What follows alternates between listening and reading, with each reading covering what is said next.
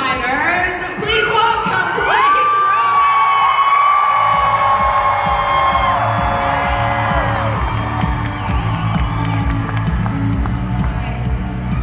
And please give a warm welcome to Kimiko Glenn.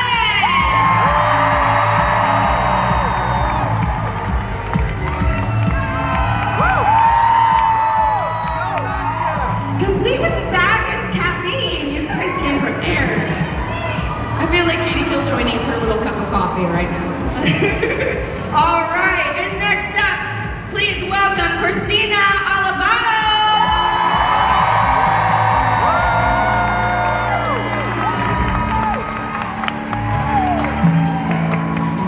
Guys, remember, gotta keep this energy up for our next guest is Joel Perez.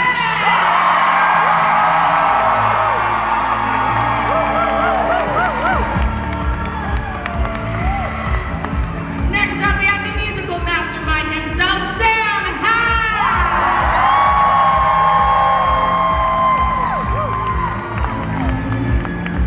And the princess of hell herself, Erica Edison.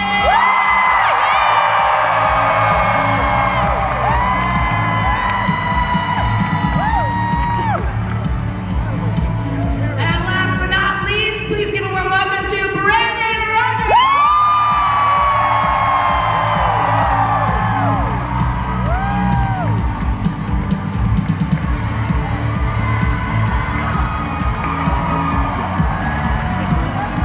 Sorry, we were missing one. Lily Cooper, everyone.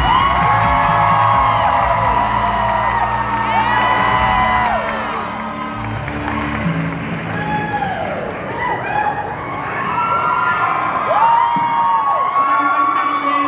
Everyone settled in? Does everybody Wow, feel what a safe? group. What a group, guys. What?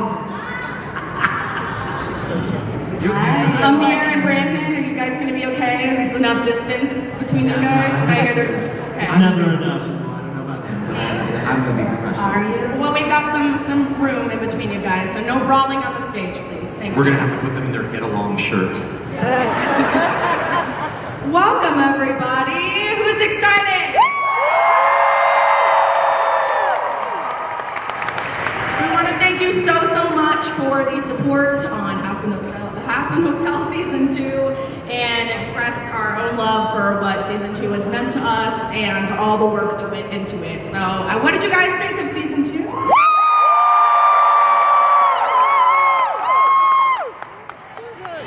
First and foremost, let's talk about, for those that were there for the Beyond the Helliverse show, what a show! Who out here went? Well showed up. Let me tell you, I feel so fucking dead after that show. We were signing till 1 a.m. and then afterwards, immediately, some people were like, "So where are we getting drinks?" And I was like, "Oh, okay, so I guess we're getting drinks." And then after that, it was a little bit of blackjack, and then it was 5 in the morning. Oh, God. Sunrise. This is baby. Here for you. Wait, we have to give it up for Sam. You sang so many songs last night.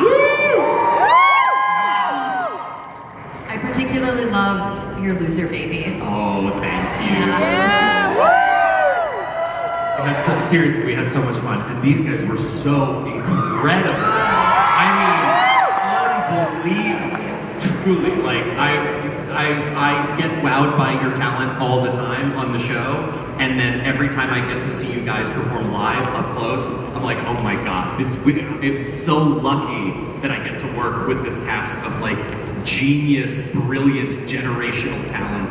I know, I was off stage and I was just like, wow, it's so nice to just watch your friends be so talented. They're so good. So and like, good. we don't even need to pretend they're good. They're so good.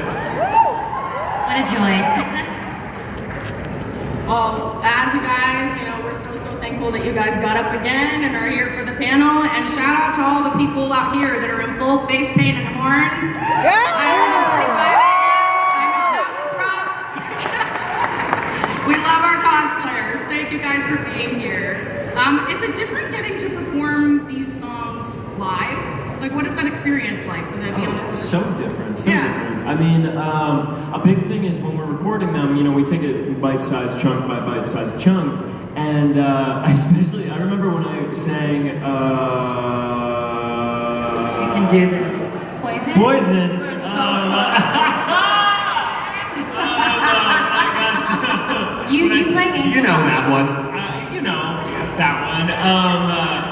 When I sang that for the one night Hazbin Hotel. Broadway, yeah, the Hazbin Hotel, the one night Broadway show. I remember rehearsing it and being like, oh yeah, I can't breathe, like because we took it in bite-sized chunks. Have all of you watched The Hazbin live on Broadway?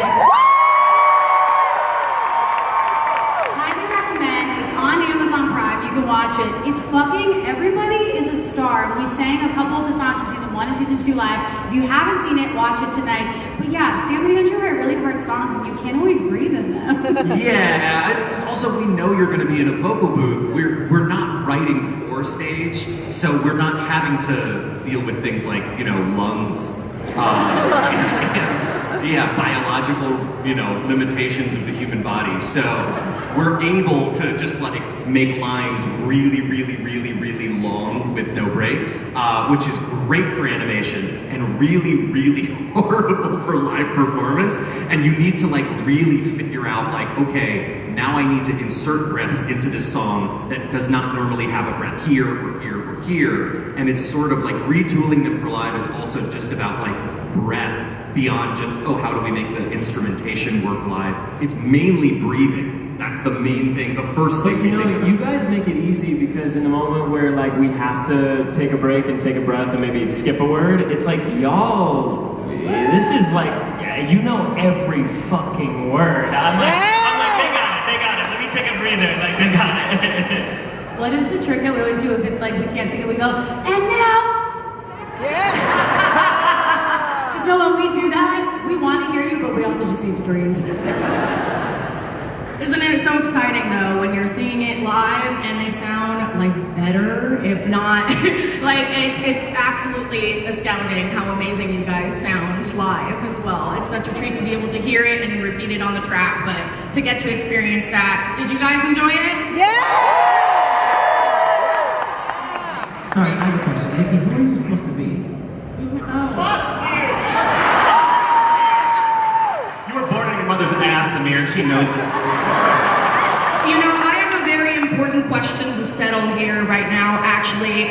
Can someone please explain the pants and skirt combo? Viv? Explain yourself. Is it tights? Is it pants and a skirt? I don't know. It is pants and a skirt, but I don't know why. I can't tell you. It is easier for the cleanup team, so I'll give them that.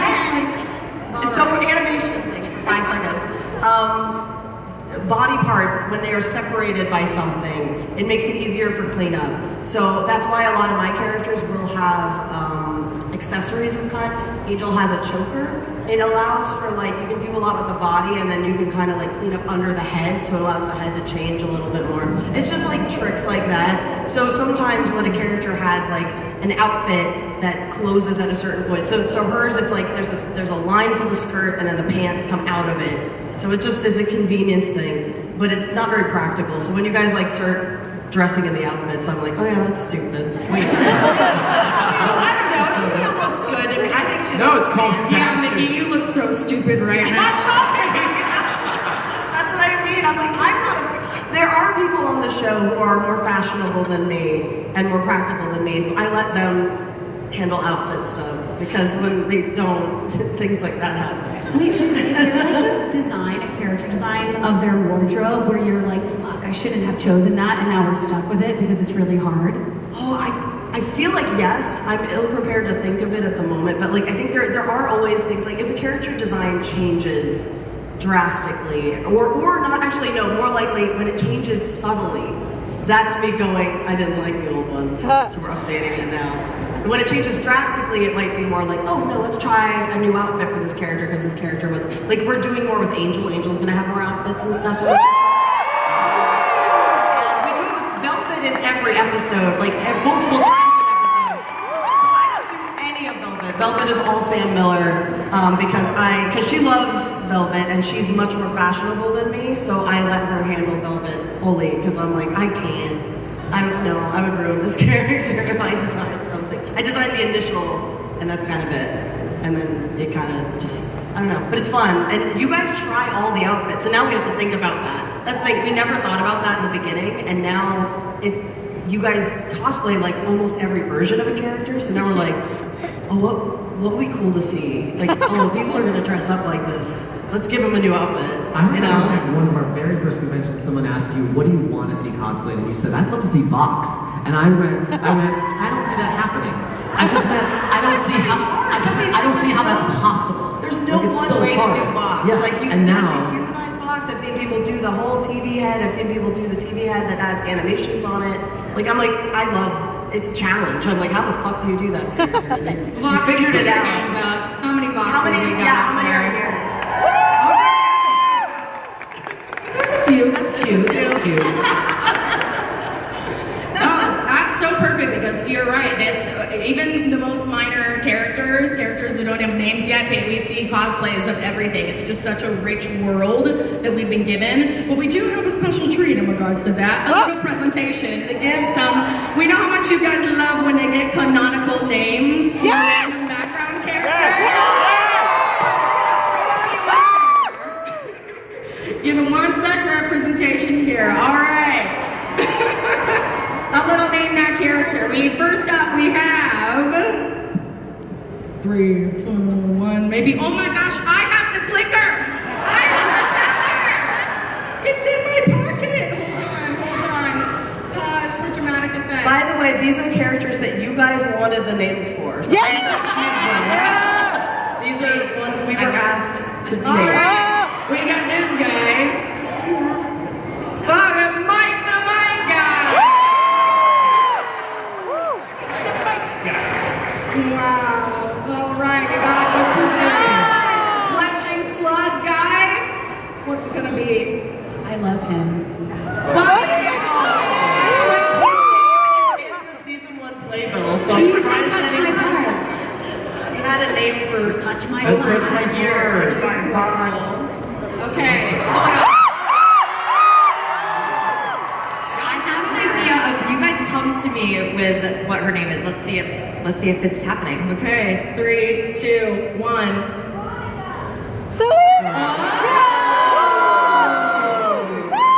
It's actually pronounced Selina. Wait, Kind of like the Anything for China. Salina? She looks like a Selena. Love it. I like that. All right, we got this. I love this. Who voices this character? Okay, ready? I love this. Wow.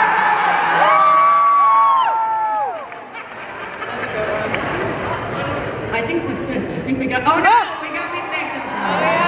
Zizi's friend. Zizi's friends. Wait, what does it mean he goes by? That means he has another name? It's to me like I still want to name him, but I don't know, and I couldn't think of it, so someone just went man-made. Man needs his screen name. I feel like his name is Doug, but he tells people that he's No, Doug is his dead name. He called him Andy. Just to let you, I made the slide and then gave it to them to give the names and put in the notes, oh, he goes by Mandy, and I put the whole phrase in there because I'm like, yeah, he goes by Mandy. That's a cool name. Makes sense. He does. All right, I think that's it. Any questions? Have fun with that information. Well, let's get into a little bit of season 2 reflection and everything. We had so much character development, growth. We really got to see these characters transform, and of course, some incredible songs. Yeah. Is there a performance or a part of season 2 that you were particularly proud of, or that you found most challenging? I will call on people. Katie Wood. Come on. Me? Anybody. Anybody that we're most proud of? I'm so proud of all my friends. They did such a good job on season 2. Especially Vivian. I sang on every single song. Nobody knew. You know what? Actually, Amir Talai. All the background shit on like the backstory for Alastor. What the fuck? Why am I forgetting so much today? All the backstory on Alastor, especially when you're saying, what do? You do like Houdini, Weenie, Jambalaya. You like say something while you're casting a spell, and I remember watching that part and being like, oh, he's in the sauce. Like he's in. Thanks, baby. Hey, you're welcome. I will say, season 2 was like a patter fever dream nightmare for Christian, and like truly, like, and also such a heavy lift on the soundtrack. I think Christian's in 9 of 20 songs. I was just continuously blown away by the like ways in which you wowed us in the booth. You fucking killed it, dude. Thanks, man. And like Vox is such a bastard this season, and the fact that like Vox came out of this season more beloved than before after all of your nincompoopery was like just a testament to how absolutely engaging and dynamic you were as a performer across the soundtrack, across the season. You were fantastic. Like, it was incredible getting every single demo that came my way, and then it culminated with Brighter, obviously, and I was just like, and they were so fun to do and to scream, and just don't make me do it live, because I will fuck it up. I also think some of the proudest moments we had, I mean, for me, and we've talked about this before, is when we all got to watch season 2 together. It was actually all of us here who watched it in a hotel room at a con like this. And we were all so proud of each other. We all worked so hard on the show, and we got to watch with the animators, and like, it's, like Kamiko said, it's so cool to watch your friends do spectacular work on something and be like, wow, I'm proud of obviously what we've each done, but I'm proud of everybody that we share the screen with and the booth with, so pretty amazing. You're all so amazing. It's also really cool, like, seeing the duets come together. Like, we don't record together, and so I'm so amazed by like how our sound engineers and our songwriters and our editors put together something like Piss, where they recorded it totally separately, and then it comes together and you're like, fuck, that's epic. And Christine and Alex were like nowhere near one another when they recorded it. I'm always just like amazed by how that comes to fruition. I'm probably most proud of this season of Should I Kill My Wife? That was, I was so proud that I was like, hey, could this just be a runner, that whole episode where he's just constantly trying to kill his wife? And then he goes through with killing his wife, and then he regrets killing his wife? And it is, it's very funny, but I will say that was the joke that on production, we just heard it and specifically one of my team members, Logan, animated a lot of him and was just like, oh, my wife died. He was like, my wife? And so he started bringing up everything, like any conversation we were in, he was like, did I kill my wife? And it just infected our lives. So you're welcome. Yeah, exactly, thank you. No, it became a very beloved character behind the scenes because we were like, yes, he said it. He said the line. I don't want to put you on the spot, Viv, but after just naming all these characters, does well, we keep calling him the my wife guy. The my wife guy. So I don't know if I want to give him a name because I'm like that. I don't know. Let's all. What is the my wife guy? What's the reporter's name? Yeah. What does it feel like his name should be? Doug. Do you have a middle name? Jafet. Jafet? Yeah. I like it. Jafet? No. No, you're like, no. I barely like that name. Doug. Boris. I like Boris. Let's do Boris. Boris? No one knows who Borat is. His name is Boris. His name is Boris. Whether we draw or less spoken, it's Boris. Boris. The my wife guy. Boris. It's canon. Canon now. Yeah, have to get prints of Boris. Cheer as much as you want. I got Don't a worry Boris about print that. for my table.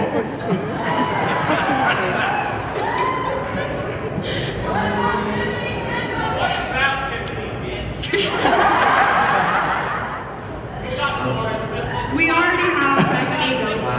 They closed the fucking healthy grill for us. Let's show some respect. Well, Brandon not yelled at an audience member challenge, impossible. Amir suck my dick challenge. Ready, set, go. Like this quote, you got Boris, isn't that? Guys, how hot does Brandon Rogers look right now?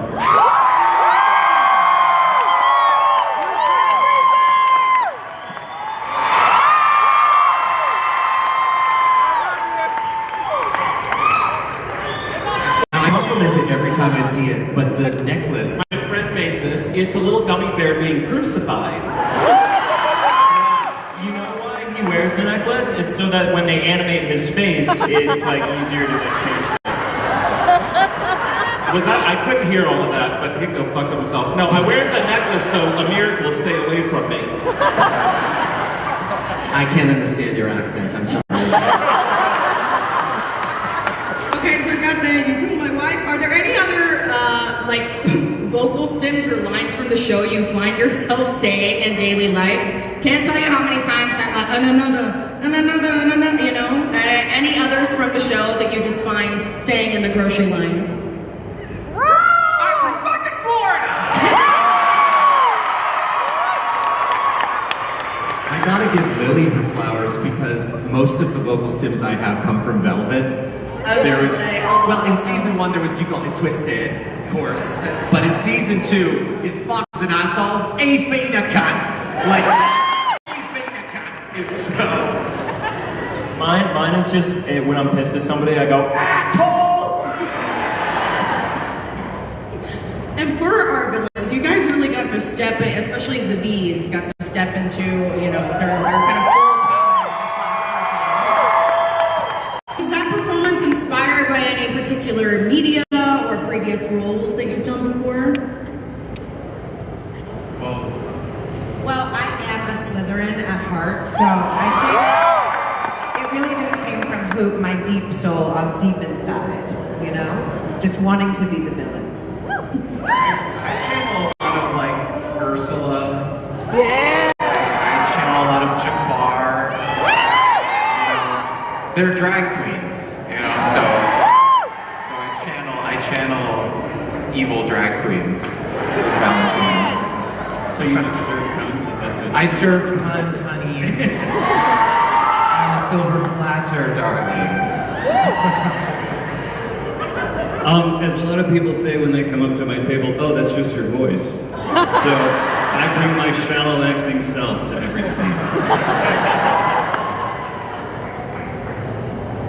Anybody, are we missing anybody? No? All right, well, we've also seen a lot of transformation for these characters from beginning to now. What was your first impression of your character, and how has that perception kind of changed up until this point? Do you remember your initial first impression?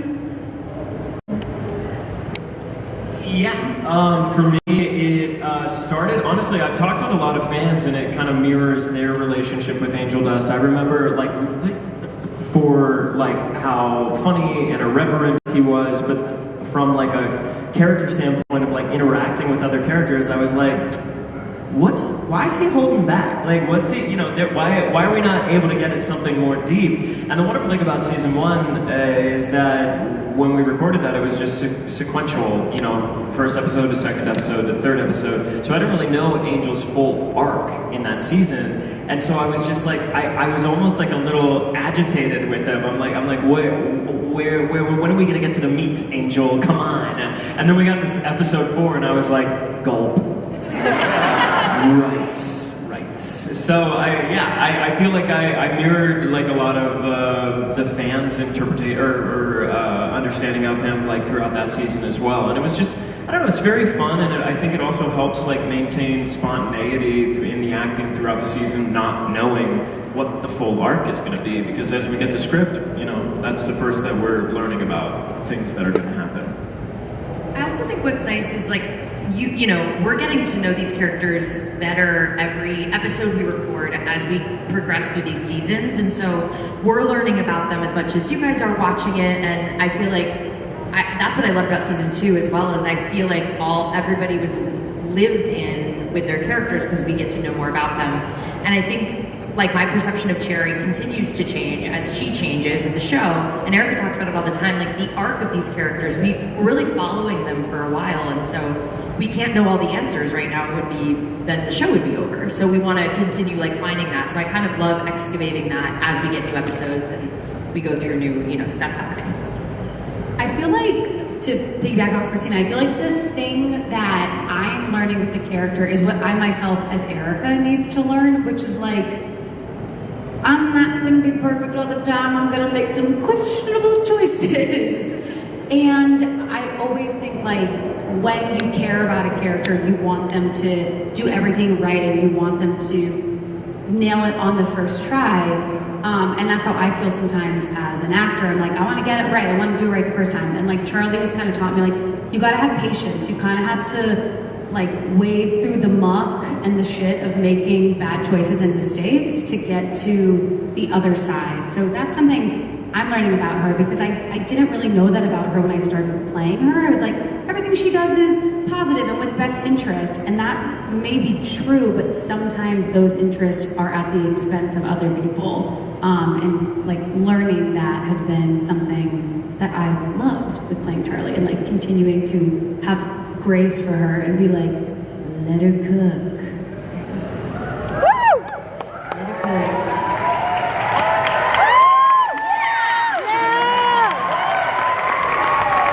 Brandon, how has Katie Killjoy developed? You know, I think that the arc of Katie Killjoy No is one cares. riveting No one and cares. what she's She's done. Amir, I'm about to fucking dunk you under the stage. And not in a good way. I swear to God, Amir, look at that face. Anyways, Katie Killjoy, I will say one thing about her. A lot of people don't know that she's based off of a character I play in real life, which... You really shouldn't applaud loud for someone who has social anxiety. I'm just saying, putting that out there, making me very nervous right now.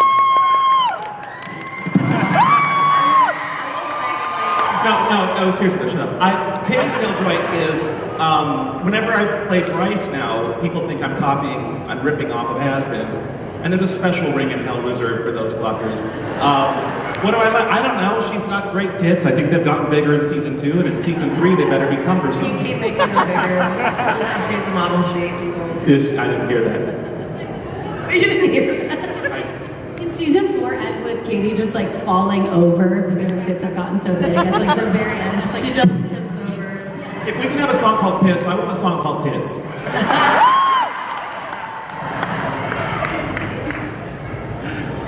Thank you for that. If we're taking, you know, like pen to screen for Viv, are there any of these storylines or themes that have been inspired by your lived experience? Yes. I mean, a few. I feel like because Hazbin's such a narrative, there's a lot of myself in every character, but not a ton of storylines. I feel like that's more Hell of a Boss because it's a little bit, but there's a big one in season 2, and it piggybacks off of Erica.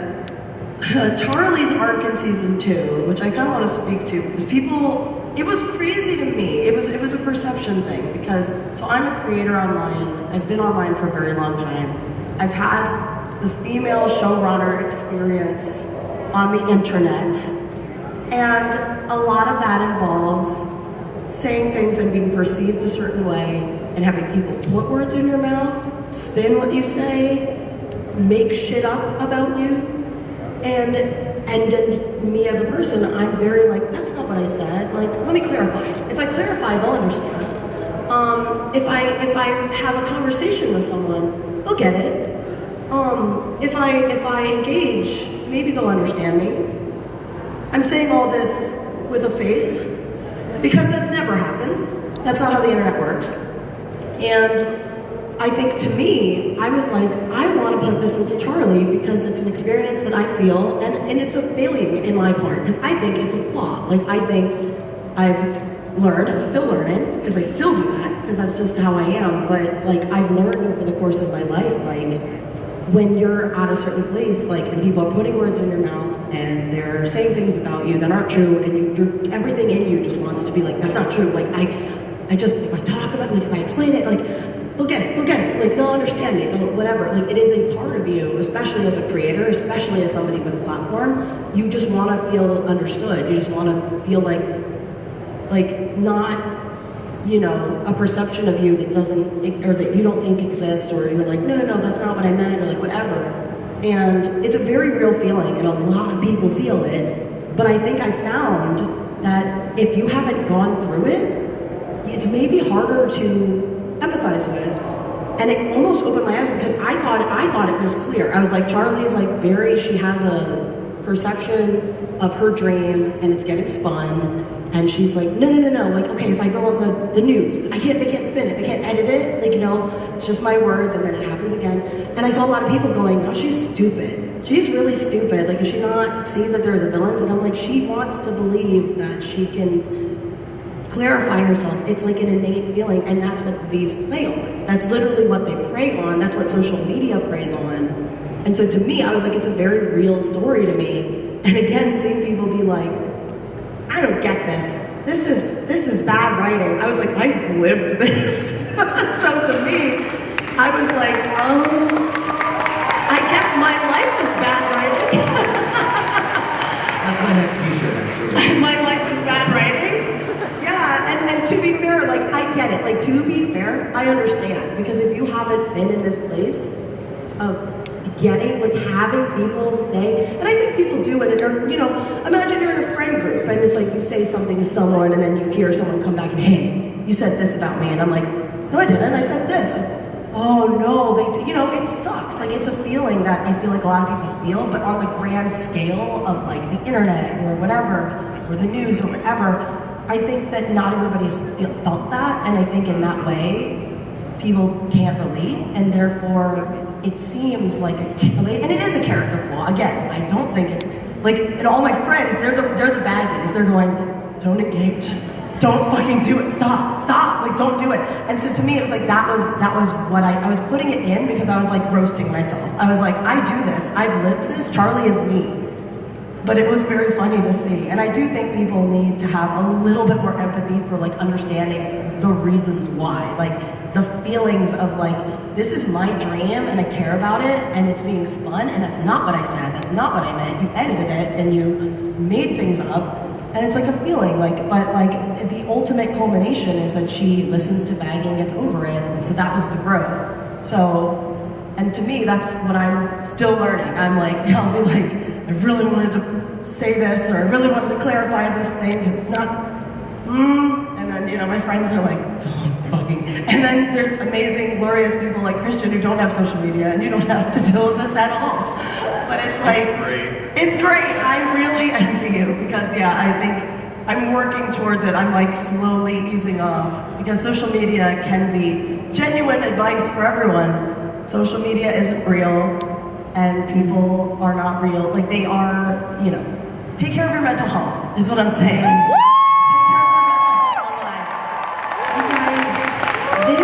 Like, you call it a flaw, and I know it has caused angst and pain, but like, it is because you care about this world so much. And like, to be a fan of the show, to be a voice actor on it, to know that your showrunner cares this deeply about the thing she has created is the greatest gift. So can we all give a fucking round of applause for him? You are so singular. I love you.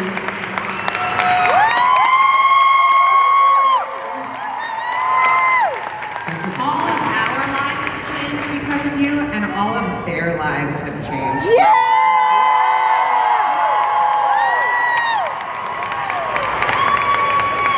And look, isn't that a beautiful lesson maybe we can all take?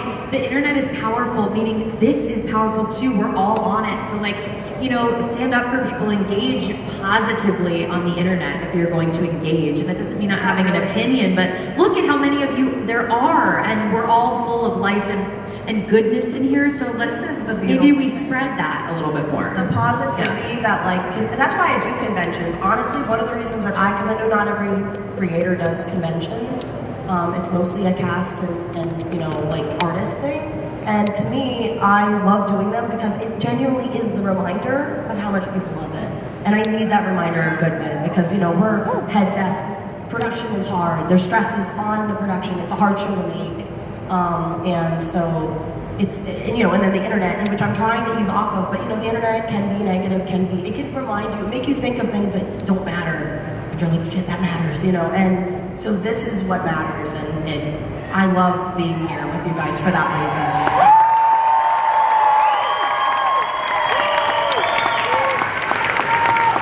Have there been any kind of standout moments for you guys from any conventions recently?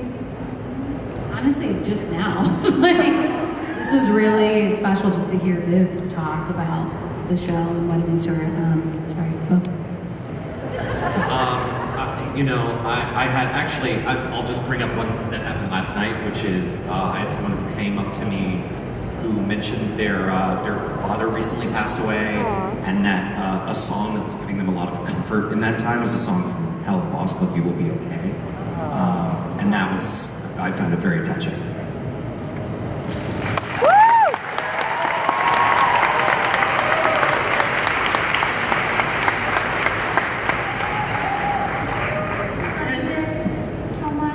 We love you. I'll give a general shout out because I know a lot of us have experienced people who've gotten either engaged or married through the show. And so I'll just shout out everybody because I feel like that's happened at a lot of cons.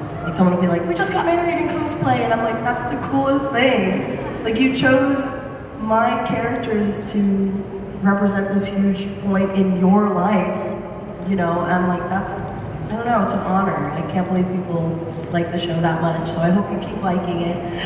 But I'm truly honored. That's why we make it, and I'm very, very, and I have to shout out you guys, because having a cast like you who care about, the fact that we're here so much past the recordings and past all the time that I feel like you're obligated to be a part of it, I feel like it's really cool that you've become a part of this community and this world and embraced it so much. So that it means that that's why I also love doing these with you guys, because I'm like, oh my god, everyone likes I think they like it. I think they might have seen it.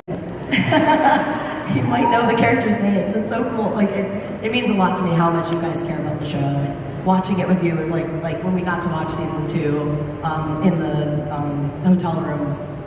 It was just it was so cool to get your first, you guys were the first reactions that we really got, and it was really special. So I don't know, I can't gush about you guys enough. I love you guys. That schooling was so special. We had security called on us twice, Yeah, and I felt so bad because it was were- Christina's room. It was, and we had noise complaints, and we were at the end of the row. I was like, who are these boozy assholes that are it's not that late, come on. Some people have no theater, and they're like, And I was also turn it down. What if someone's next door to us and they're hearing all the plot? Christina had to be the adult that night, and then we went right back up, got security back, and we were horrible. I'm so sorry for that night, but we love the show so much. And something that we've kind of touched on here is that it takes a village, right? It takes a village, and there's a lot of family outside of family and encouragement that we find with each other. I want to give you guys the opportunity. Who is your village? Who's someone in your life that drives you forward and inspires you? Oh geez, I mean, there's so many, right? It does truly take so many people. What I found myself wanting to say in terms of a special moment at a convention, for me, there's obviously so many wonderful moments throughout the whole journey of this last 3 years, right? But I think the most impactful moments, and it was definitely a moment I was feeling last night too, was just the settling in of understanding oh, we're here, we're working on the show, where we have our whole cast and we see each other at conventions and stuff, and we travel the country and get to meet fans and stuff, but the gradual progression of you all being a cast that I'm a part of, to you being integral keystone pieces to my life, and has been something that kind of like creeped up behind me and hit me over the fucking head. Like, I just think that there's the most wonderful moments to me are like when we're all just getting dinner, and I have like the wonderful realization that you're all people I want to have in my life for the rest of my life. And that's not something that I mean. You don't get that like a lot on projects, especially with the cohesiveness of we're all different fucking people. We are all so different, and yet there is like such a cohesion for a multitude of reasons. There's just a glue that I feel like makes it work. And I think a big part of that glue is you and the show that you've created, and it's been wonderful to see how that's our relationship has taken on a life of its own, as well, on top of the show itself. So yeah, it makes me gooey, it makes me want to fucking throw up and die, I just want to tell a really quick story about how sweet Blake is and how empathetic he is. We were at dinner in Huntsville, and our server was pronouncing penne, and to save her feelings, Blake just kept saying penne right back to her, to the point where like, does he know how to say penne?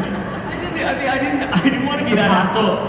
Yeah, because I was ordering a penne pasta, and she was like, "Would you like the penne pasta?" And like, how much of an asshole would I be if I was like, "Yeah, I'll have the penne pasta"? Some people would. And some people would. Some people Also, would. they had 2 penne dishes. 2 penne. There was a regular penne and a pesto penne, and she was like, "Do you want the pesto penne or the regular penne?" And we were all like, "What is happening?" And then Blake just kept saying penne, and then when she left, we were like, "Do you say penne, Blake?" And then it got to Kamiko, and Kamiko said penne. Road said penne. Yeah. I said penne pasta. I thought you were saying, how do you say penny? And then I was like, penny? What are you talking about? Wait, how do you say it now? I'm confused. Penne sounds like a Penne. But I say it both You're ways. Should not say penne. Or Penne. No, I don't say penny. But some. We should move on, This guys. is the big debate.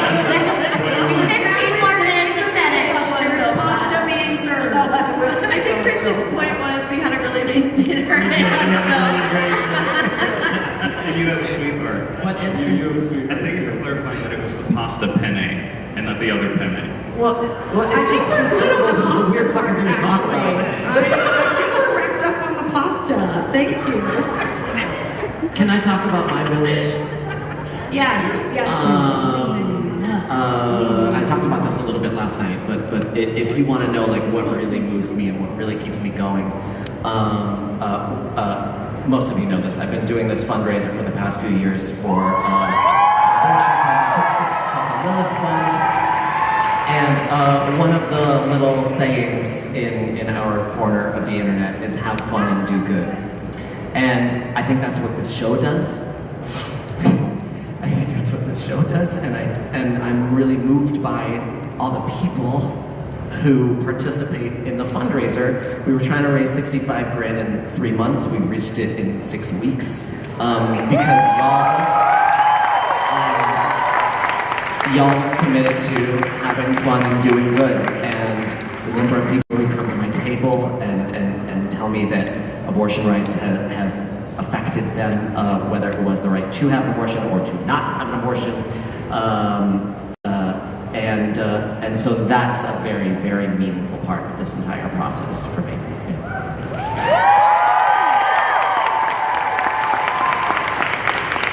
I find you're like particularly inspiring in terms of the amount of just like help that you do, like the work that you do to help the world, and I honestly, anytime like I've done like a fundraiser, I'm like, okay, put your Amir hat on, like how would he go about doing this, yeah, it's very inspiring, because I think that's one thing too, like, I don't know, as an actor, it's like, I want a job. I want to like get into something that has like people who care about the work that I'm in. But then you showed me, like, you opened the door to the activism part of it, where it's like, oh, when you have a basis of people who are watching and who you are visible to and are listening to you, that's a responsibility. Like, and there's an inherent opportunity there to help aid the edification of the world, you know, and help people who need help. And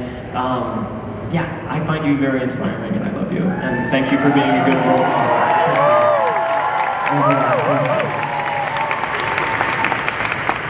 Well, we are so grateful for the community that, you know, this is built, and like I said, it does take a village, and we'd love to see this world explored more. And in that vein, we do have one announcement for you guys. All right, I'm gonna let the video do the talking, but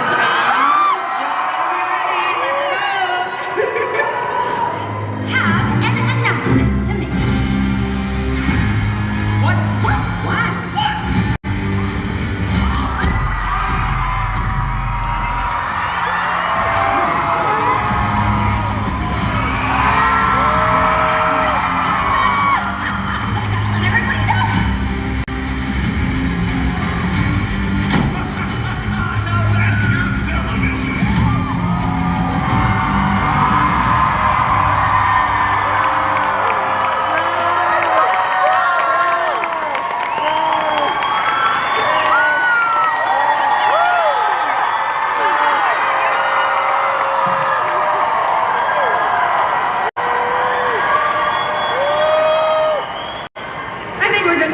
excited, just a little excited.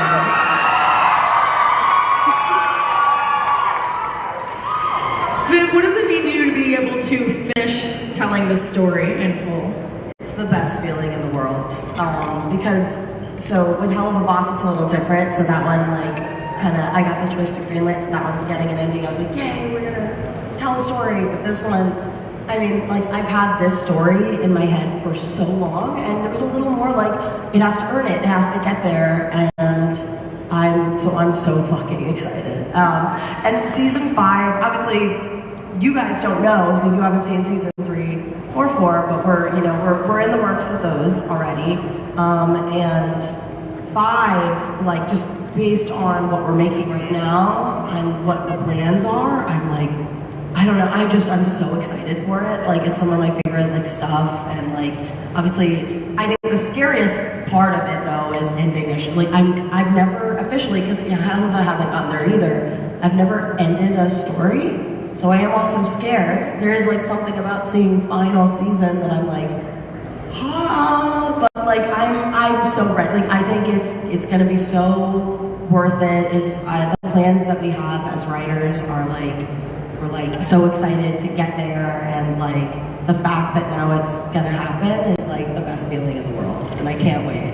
It's gonna be a full story with these characters on TV and, like, animated, the songs. I'm so excited.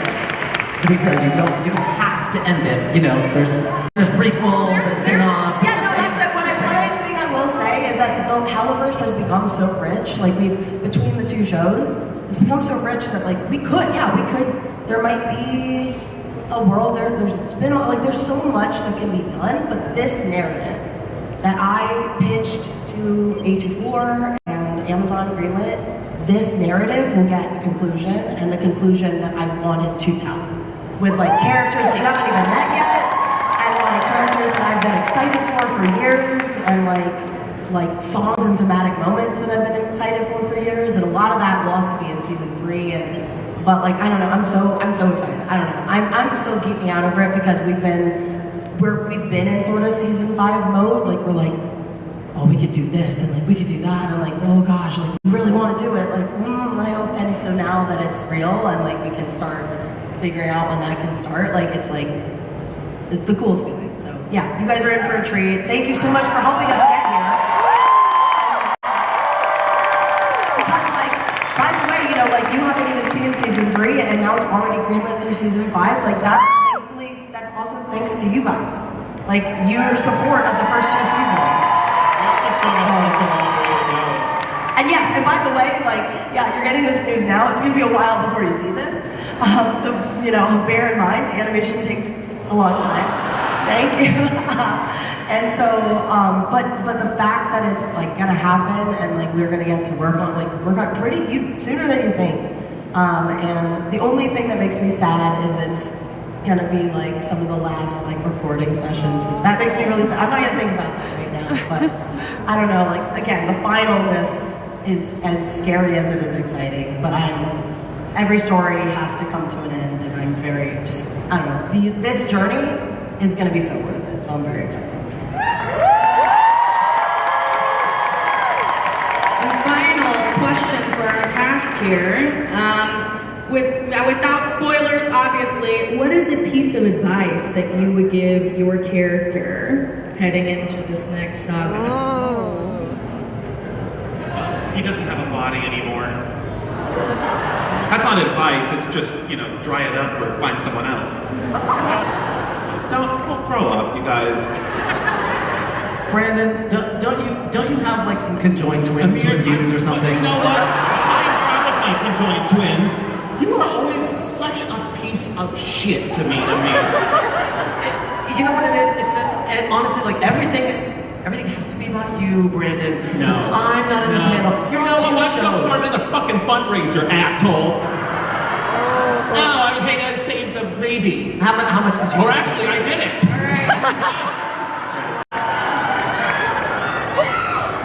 What? That's enough, Brandon. Honestly, Oh, wait, I get enough of that from my fucking therapist. Fuck you, Amir. Fuck you.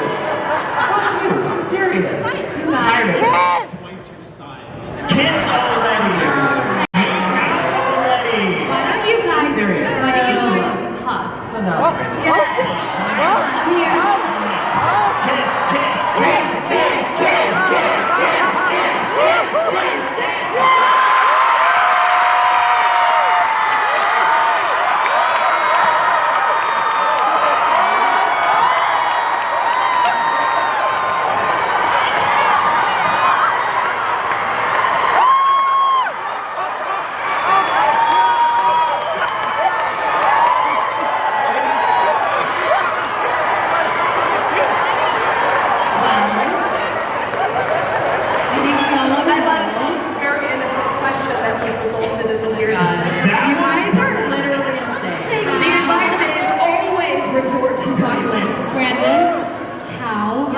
Was it?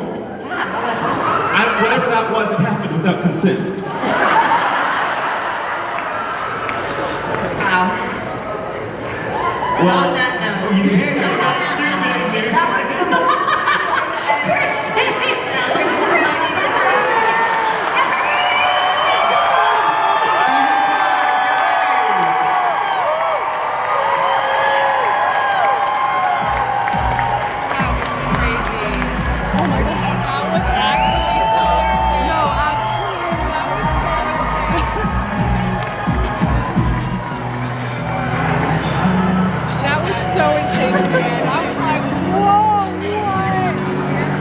Streaming wasn't disturbing. What? I hope me streaming wasn't disturbing. No. Oh, that's good. I'm glad.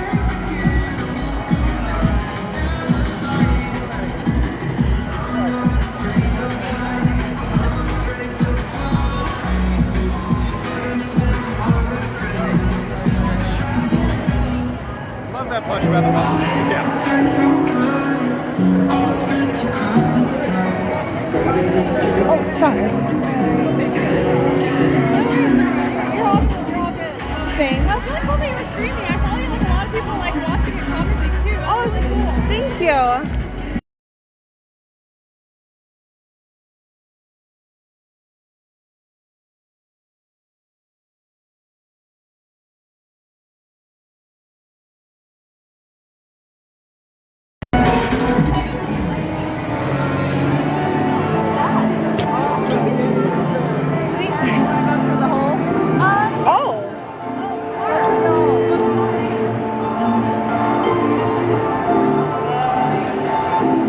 That's smart. Are you streaming it on Instagram? On TikTok. I'd love to actually go rewatch parts of it. Could I follow you? Yeah, sure. Let's go out here. There's some parts I would love to be able to watch, so I'll actually I'm like to see the whole thing. That's so cool. Of course, of course.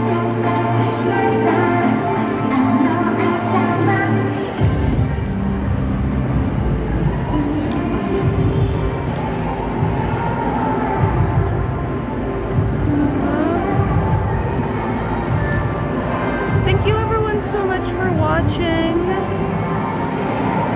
I'll try and upload this somewhere. Thank you everyone for being so polite. Oh, you're so sweet. Thank you. You're too kind. Thank you guys so much. Thank you. I hope that the signal was good. You all are so sweet. Thank you. Oh, you're too kind. Thank you, NyQuil. This community is the reason I joined. Oh, you're so sweet. Thank you. I hope you all enjoyed. I will try and re-upload it. Either, I don't know if I can upload the whole thing on TikTok, but probably on my YouTube channel. Thank you. And that's in my link tree. I have 2 of them, so I guess subscribe to both. One of them I do live streams, and one of them I put up like static videos. But I'll also let you know in my stories when I upload it, okay? You all are so sweet. Thank you so much. I'm sorry if there were any rude comments. I tried my best. I think some of my moderators, they can't always be here. I'm sure some of them were helping when they could, but most of you have been amazing. Most of you have been perfectly sweet, so thank you. I'll end this. Love you all.